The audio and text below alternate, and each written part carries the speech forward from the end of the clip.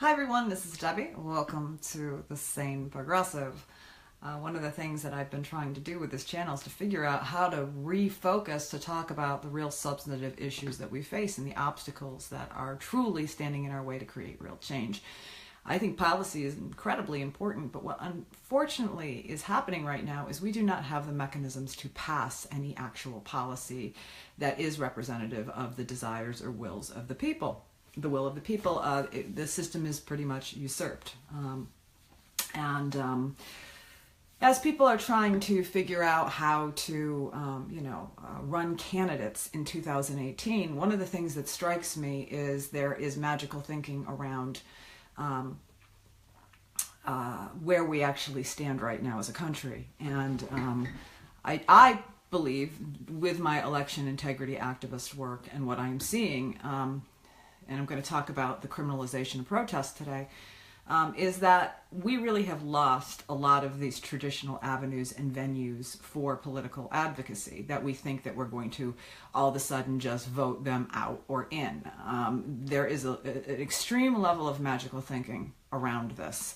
This video is not about the election integrity issue. If you are new to the election integrity issue and you would like to learn more about it, you can always go to electionfraud2016.wordpress.com, or you can refer to my other videos. But really, I think that the issue that we're facing right now isn't one of trying to advocate for candidates. I think that's the wrong focus, and I think it is actually hindering us. I think the focus that we need to be dealing with is the level of corruption, fraud, and the reality of how the system has been usurped, how the power interests behind the scenes actually control things, and how to develop solutions to wrest power back. And one of the things that is really, really problematic is, when you see a society descending into, this kind of oligarchical, fascist state that we are entering in the United States of America, one of the things that happens is, you see the criminalization of protests. You see the right to be free speech taken away. And all of these things are happening in spades right now. And I really think that we need to be having more discussions around these kind of things. So I wanted to talk a little bit about some of the anti-protest legislation that has been unconstitutionally introduced in various states, and to talk about the latest piece of legislation that was actually just signed into law out in Oklahoma. Oklahoma governor signs anti-protest law imposing huge fines on conspirator organizations. Really, truly breathtaking. A statute aimed at suppressing protest against oil and gas pipelines have been signed into law in Oklahoma as a related bill advances through the state legislature. The two bills are part of a nationwide trend in anti-protest laws meant to significantly increase legal penalties for civil disobedience. But this law is unique, however, in its broad targeting of groups conspiring with protesters accused of trespassing. It takes aim at environmental organizations Republicans have blamed for anti-pipeline protests that have become costly for local governments. The level of cowardice that these people are displaying is absolutely breathtaking. To unconstitutionally revoke Americans' right to protest and to impose huge jail sentences and fines is the mark of yellow-bellied public officials who cannot be held to account, or these entities that are destroying our public lands can't be held to account, so they have to be protected so that they do not have to be held to account by the public that they are supposed to be serving. It is absolutely pathetic, and it is chilling. But these people are cowards. All of these anti-protest bills are the acts of cowards. Remember that first and foremost, because trying to criminalize protest is to not have to face public account for policies that are being literally causing people to take to the streets for their injustice. The statute Oklahoma Governor Mary Fallin approved Wednesday was rushed into immediate effect under a provision that declared the situation an emergency. Under the newly signed trespassing law, individuals will face a felony. Okay, so you're going to be a felon. Now protest is, and you know what happens in felon. You can't get a job. You are blacklisted for the rest of your life when you have that mark of a felony on your record. Nobody will hire you. And a minimum of $10,000 fine. If a court determines they entered property intending to damage, vandalize, deface, impede, or inhibit operations of the facility. Okay? This is, you don't have to commit the act. You don't have to commit the act. If they believe that you intended to, then that is enough to get you a $10,000 fine and a felony for something that you didn't even do, that they just deemed that they decided you were going to do. Should the trespasser, listen to this, should the trespasser actually succeed in tampering with the infrastructure, $100,000 fine or 10 years in prison.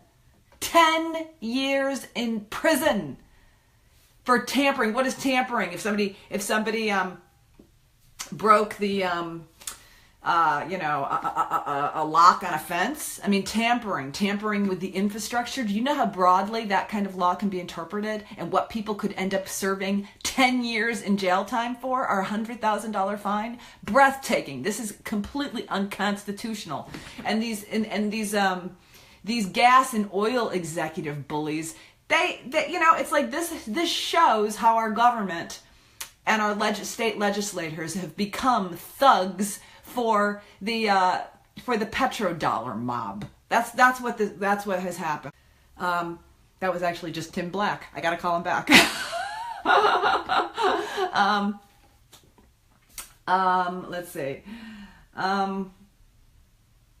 Let's see.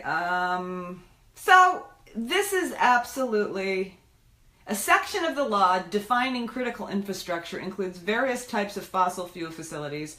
Oklahoma is a center of the oil and gas industry and home of the self-styled pipeline crossroads of the world in Cushing's. The state has seen a dramatic increase in earthquakes since the nation's fracking boom began, as companies began pumping wastewater produced from hydraulic fracturing underground. The Oklahoma Oil and Gas Association is a supporter of the legislation. A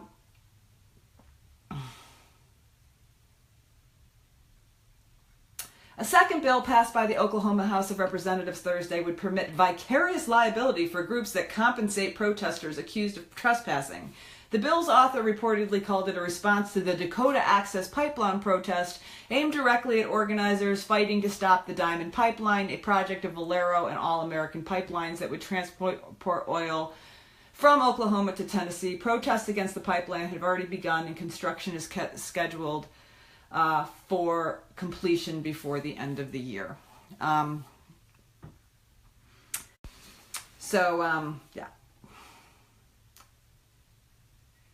So this is one of the bills that was actually just signed into legislation. You can read this article. It is a May 6, 2017 article by Aileen Brown on The Intercept, headlined, Oklahoma Governors Sign Anti-Protest Law Imposing Huge Fines on Conspirator Organizations. Absolutely chilling if you're interested in reading the full article, which I would recommend. Let's see. Now, back in January, there was a report on The Intercept talking about 10 states that have proposed legislation criminalizing peaceful protest across the country. Now, this has been done by Republican lawmakers, and the bills include similar things that I just referred to in Oklahoma, in Colorado, greatly increasing penalties for environmental protesters, the same kind of thing, under the protest law, obstructing or tampering with oil and gas equipment. would be changed. They're trying to change these kind of protests from misdemeanors to felonies, because felonies have much more severe consequences to deter people from actually becoming involved in this, because a felony can significantly destroy your life. So that's the tactic that they are implementing. So there's various legislation in different states with that kind of tampering and changing misdemeanors into felonies. That's a tactic that is going on all over the country. Back there was a bill in a couple different states, Washington being one of them, charging people with economic terrorism. In Washington, the proposed bill would make protesting a Class C felony, again, felonizing constitutionally protected protest, and you're making you a felony and a criminal for exercising your First Amendment free speech rights. And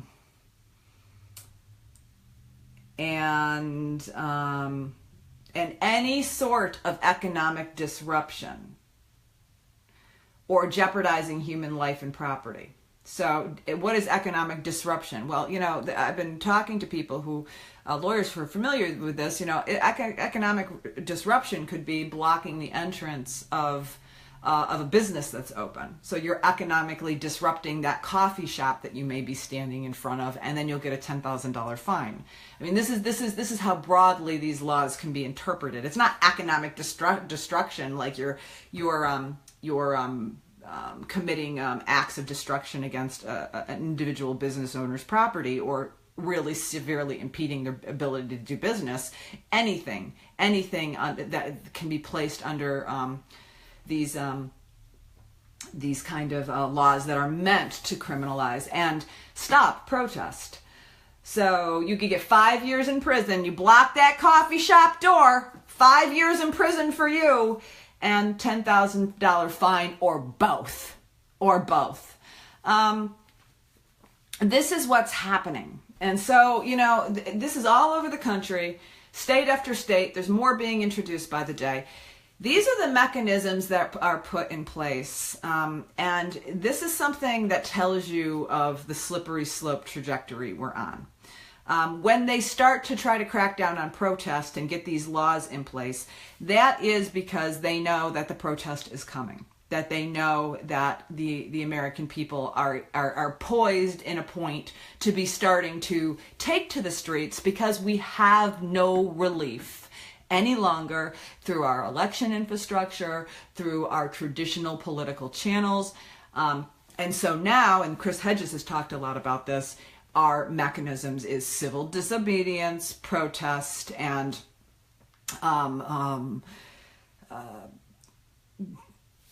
also things such as divestment, and basically, removing our support from systems that are oppressing us. And that's one of the things that I talk about in my videos.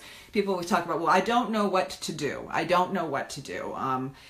Because people want a solution. But there is a basic power that we hold in removing our support from things that are oppressive, removing your support from parties that are oppressive, removing your support from political structures that are oppressive, removing your dollars from a satellite or a cable TV industry that has news programs that are designed to brainwash and program you through social engineering.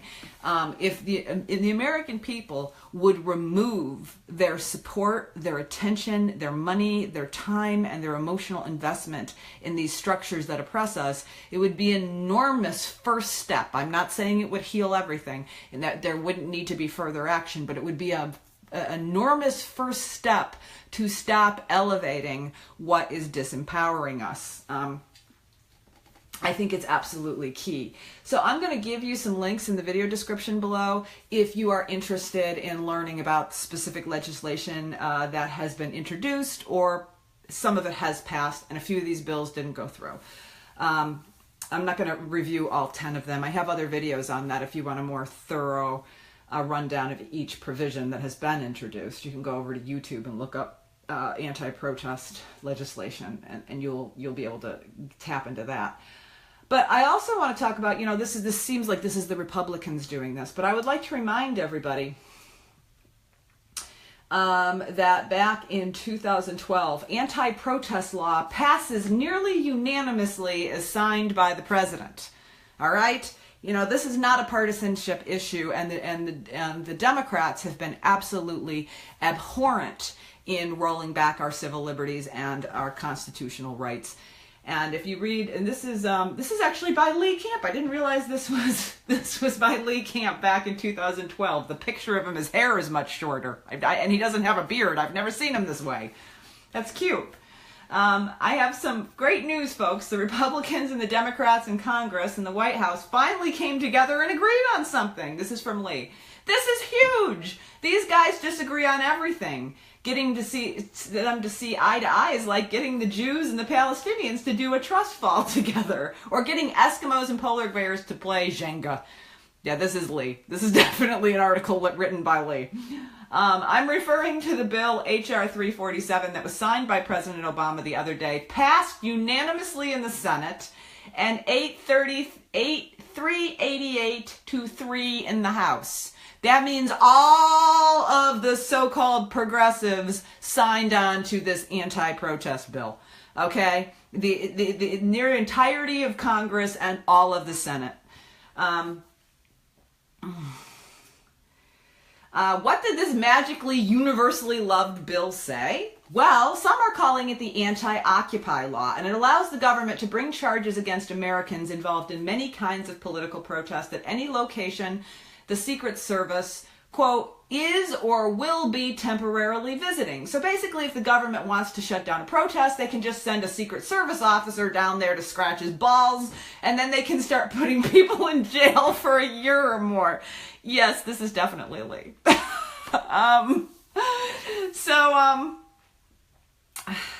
Now this, it was back, you talk about this is the Republicans, and the Republicans absolutely have been leading on some of this legislation, but this was all of the Senate, all of them, and everyone but 3 of the Congress. And then President Obama signed that into law. And remember, it was under Barack Obama that we lost the right to habeas corpus, which is basically your right to be charged and not held indefinitely without a trial. That right is taken away. That was taken away by a Democrat. It was voted for by Elizabeth Warren and the vast majority of Democrats in Congress under the NDAA. And it was reaffirmed this year in 2017. And when people talk to me about things about such as compromise and perfect being enemy of the good, and we need to learn how to understand how we play chess. Let me say this to you. There is no playing chess. Any legislator who votes for this shit, this anti-protest law, go. Get the hell out of government. Any legislator who votes to take away your right to habeas corpus and to allow the government to disappear you and to hold you without trial indefinitely without charges, bye. Bye. That's my litmus test. You just took a basic constitutional right away from me. You need to not be in government anymore. I don't care if maybe you have a policy of, maybe having student loan deferment one day. Bye. Bye. See ya. Oh yes, this is pure. This is pure. And what has happened is that these legislators on all sides, the Democrats and the Republicans, who are screwing us over with this stuff, we act as if these are concessions that are compromises. Why does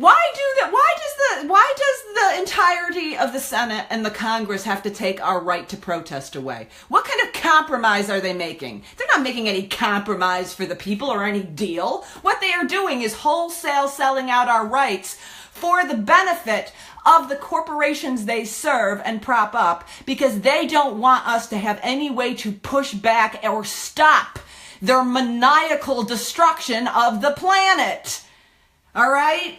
And so this is what I'm talking about. We have gone way past this time of having a movement based on compromise and perfect being the enemy of the good. We have a bunch of traitors in in Washington. The entire place needs to be cleared out. The entire system is corrupt, and it has been taken over by behind-the-scenes mob bosses who are pulling the strings of our puppets, all of them, like our puppet politicians, like marionettes. That's the situation we're in.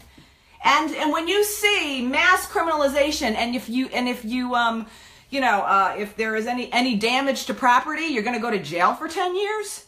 $100,000. Do you know how many people back in the 70s, would have been economically bankrupted or sent to prison?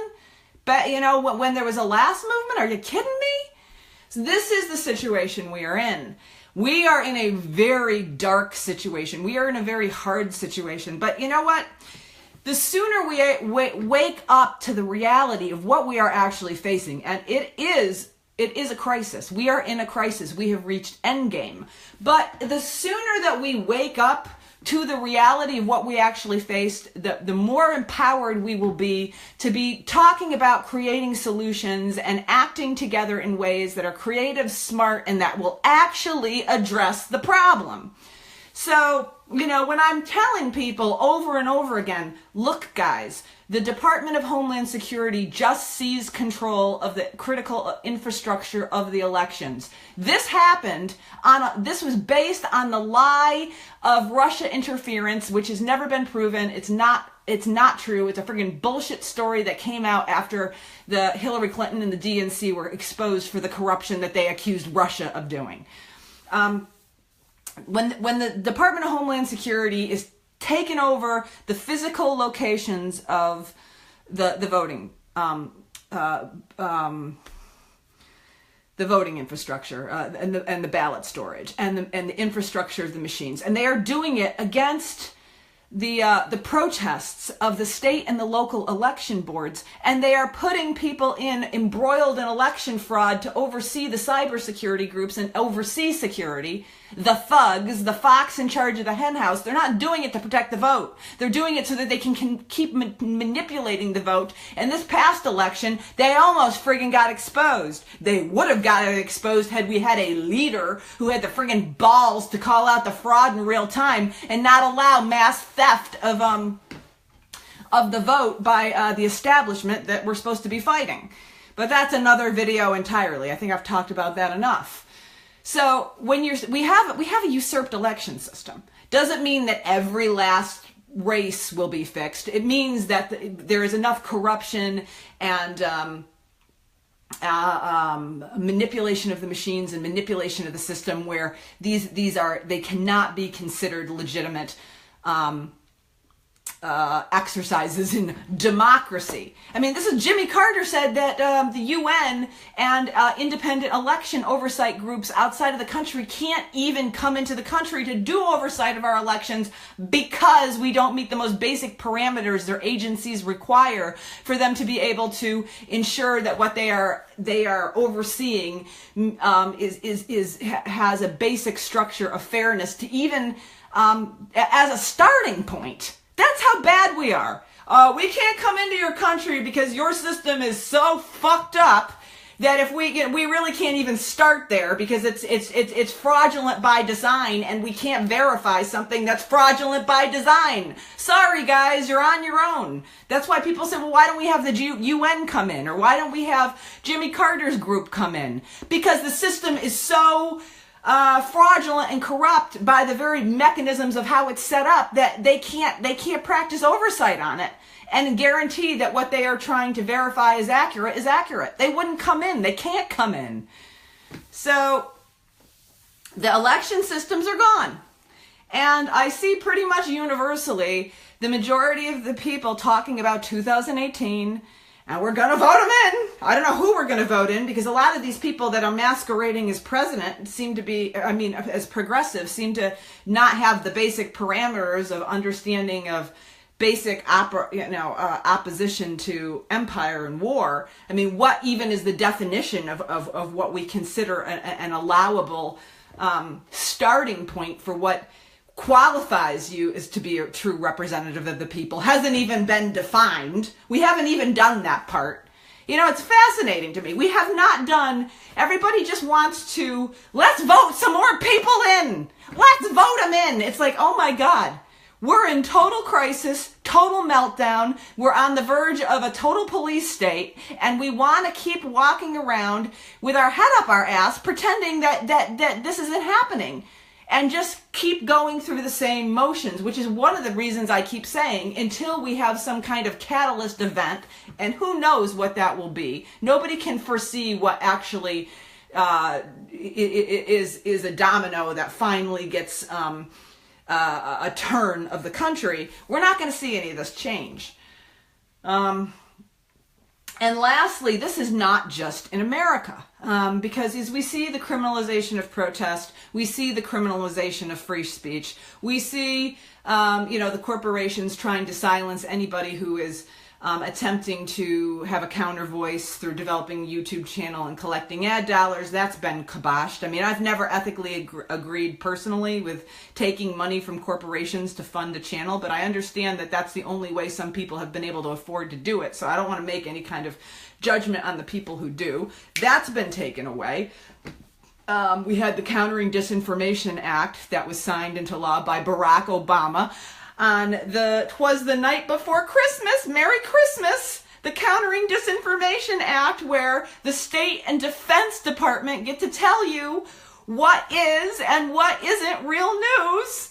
Yes, because you want the Defense Department to be able to label people as who is telling the truth and who is telling lies, and you definitely want to be framing it in a national security issue so that people who speak the truth can maybe be charged with terrorism laws. Oh yeah, that's going to work great. And who voted for that? Elizabeth Warren, who looks like she is gearing up. Little girl blue. Remember her and Hillary and their matching blue bonnet outfits? She voted for that. The vast majority of the Democrats and the Republicans alike voted for that. Barack Obama, Democrat, signed it into law. But I wanted to share with you, let's see if I can get this up on Twitter before I get off. Let's see.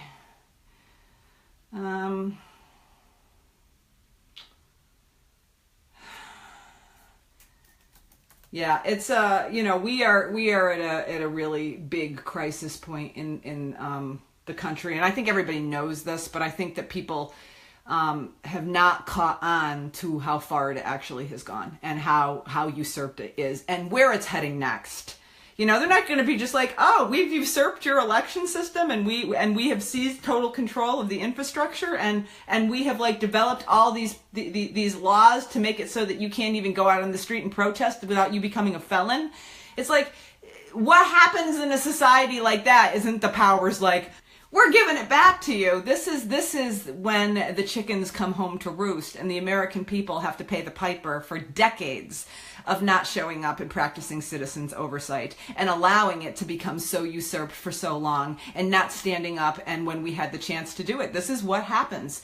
There is going to be a period in our history that we're moving into right now that you can, and all the pieces are in place, that we are going to have to confront this system. This is what we are going to have to confront. And the American people who can't even, who the majority are just waking up and starting to respond because now they're afraid of Donald Trump and who have no idea that it isn't Donald Trump that's the problem. You watch the country waking up out of a sound sleep. When Donald Trump got elected, so many people hadn't even been paying attention for so long. They think Donald Trump's the problem instead of the symptom of a much longer standing and deep rooted cause. We don't even have a country that has the basic foundational understanding of what we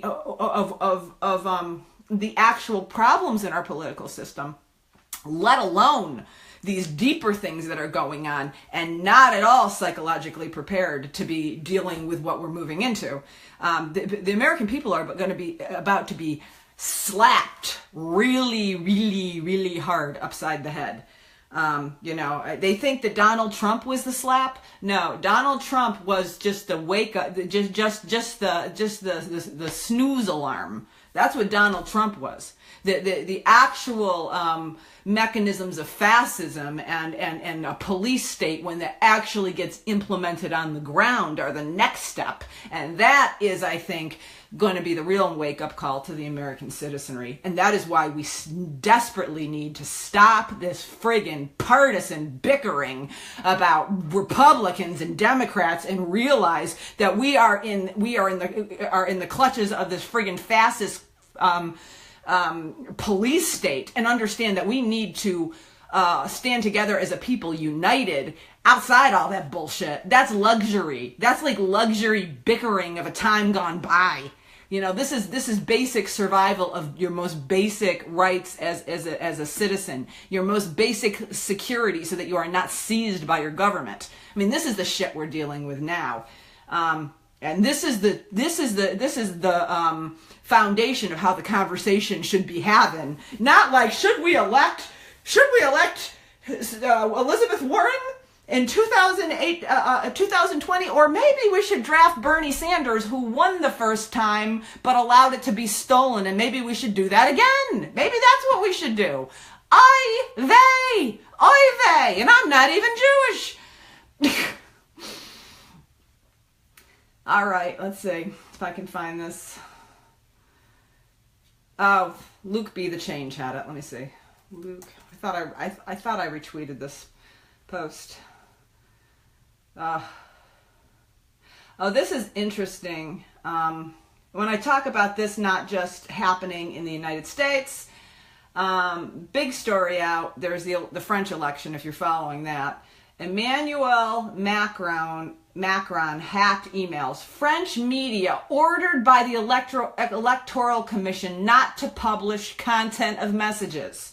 Journalists could face criminal charges in France for violating laws preventing influence on votes. So this is the same kind of thing we saw. It would be like if the journalists in the United States were told that if they publish WikiLeaks publications and the emails, that they would face criminal charges. That is what's happening in France right now. This is a global phenomenon. You know, this is not a local phenomenon within the United States of America. This is what has happened as basically what has been happening is that the political legislators have been trying to advocate for a policy which enacts corporate power over sovereign governments, and the dictate of this psychopathic elite who has been trying to implement, the New World Order. You talk about the New World Order, people say, well, that's a conspiracy term. But the thing is, the New World Order, if you watch speeches by Barack Obama, Joe Biden, or Hillary Clinton, this is a term that they use consistently. It's one of the things that they talked about during the introduction of the Trans-Pacific Partnership. When Joe Biden went around all over the country, I mean, not all over the world, rather, and met mass protests of the people in Japan when he came there, he would talk about how we need to have new rules of the road. We need to have new ways of doing business at the 21st century world, and we need to have a new world order. And basically what that new world order is, people think it's some kind of, dire, sinister, plot. And I guess it is, but it's really not as complex or shadow as people think. They're doing it right in the open. All that term means is that the New World Order is one where corporations and the wealthy elite control the world and have power over sovereign nations. That's why when you looked at the Trans-Pacific Partnership, and they had provisions in it which allowed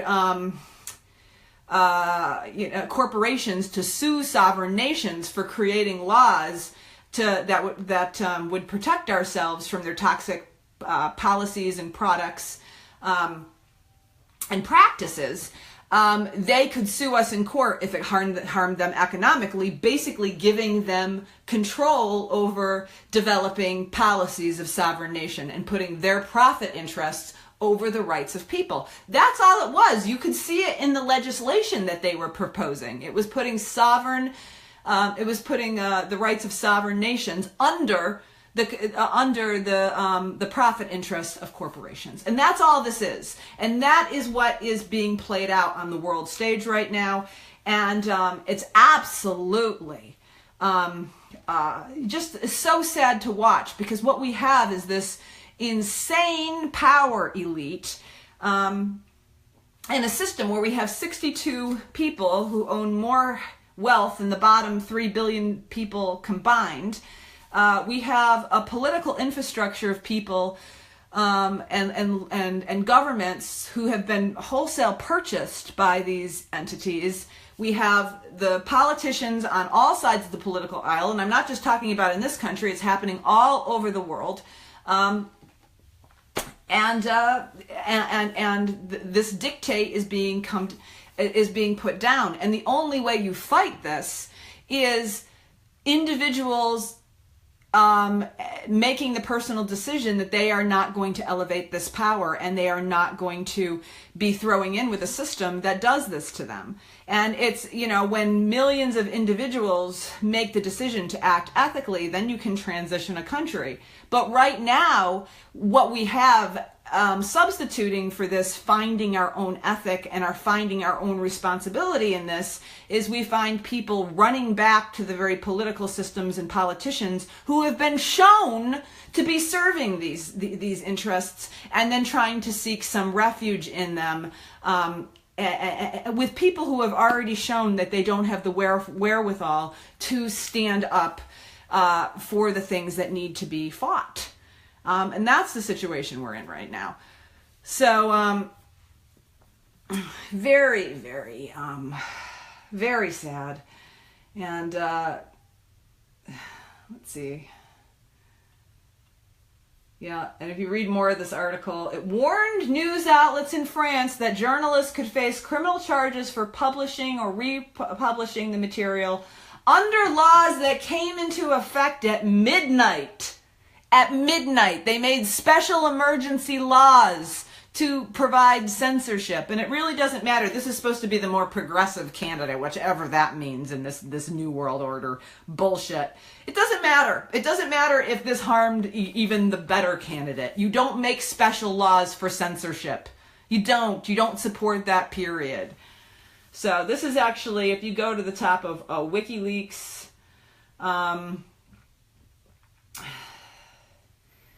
on their Twitter page, and if you go to Luke B. the Change, he's reporting on this as well. So here we are. Let me read some comments, and then I'm going to sign off.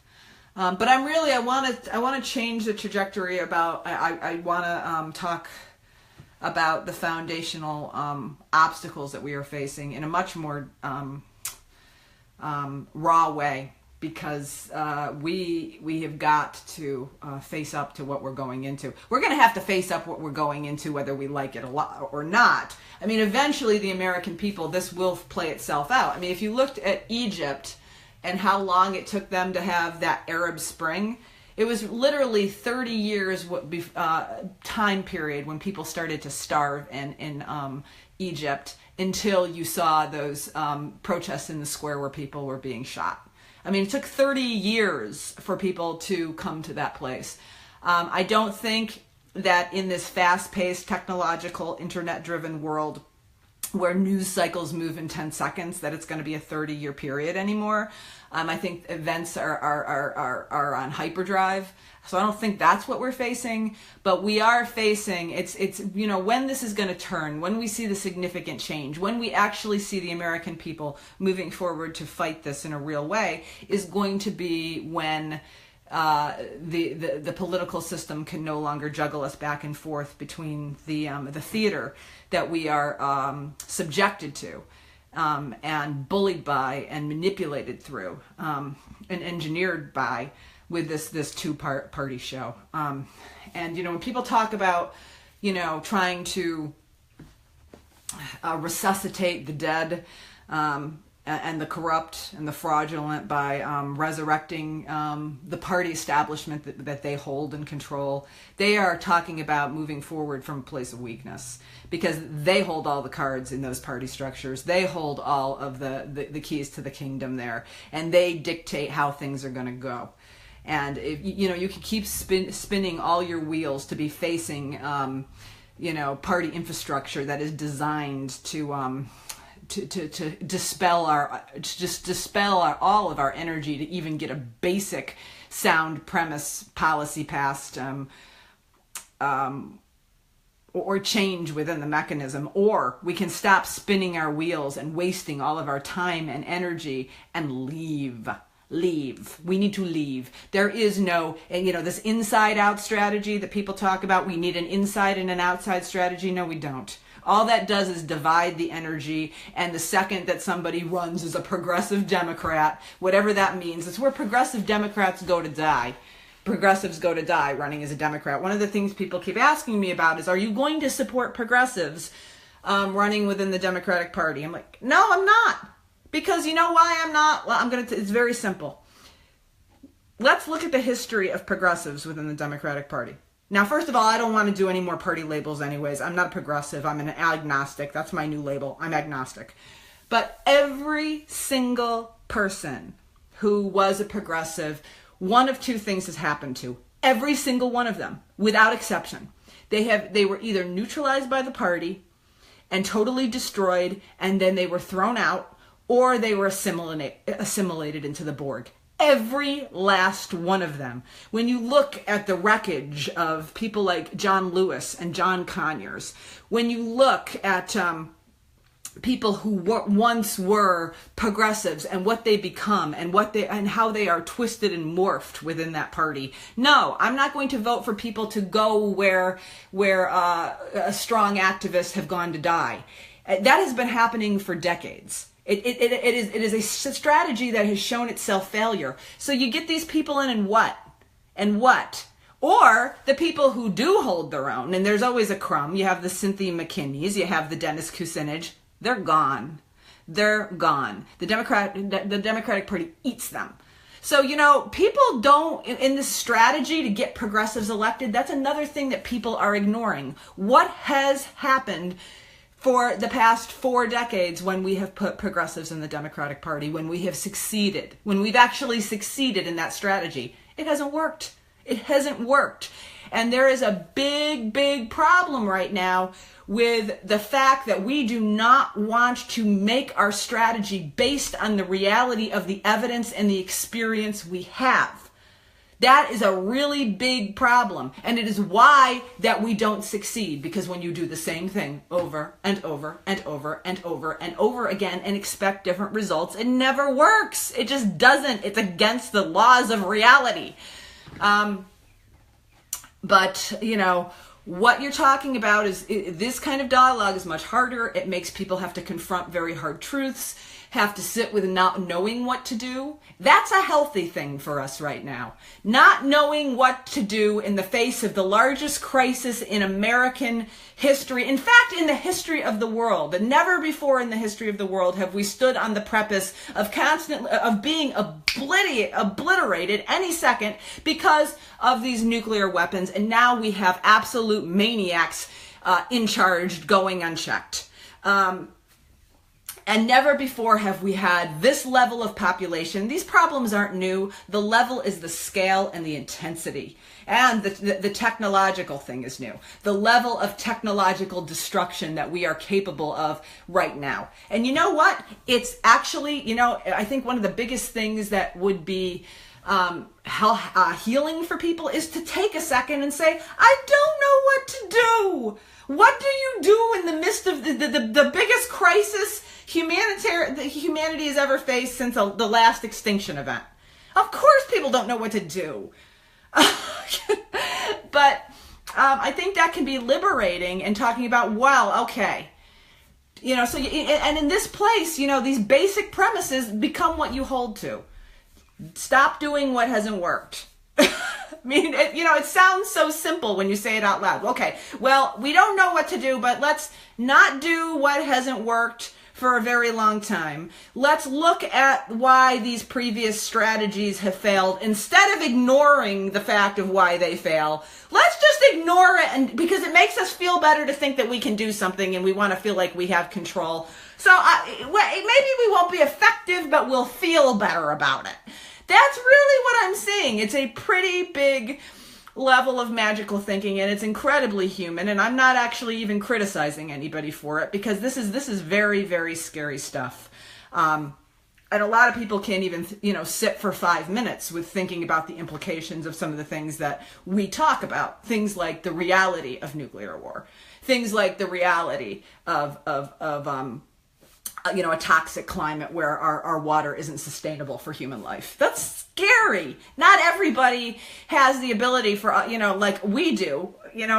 Seems to be some contingent of the population that just has like a dark sense of humor around it, and it's like, I've got my end of the world kit, and I've got a pack of American Spirit organics and some cowtail caramels. Not a lot of people can hold to that level of humor, and it's very human. It's very, very human.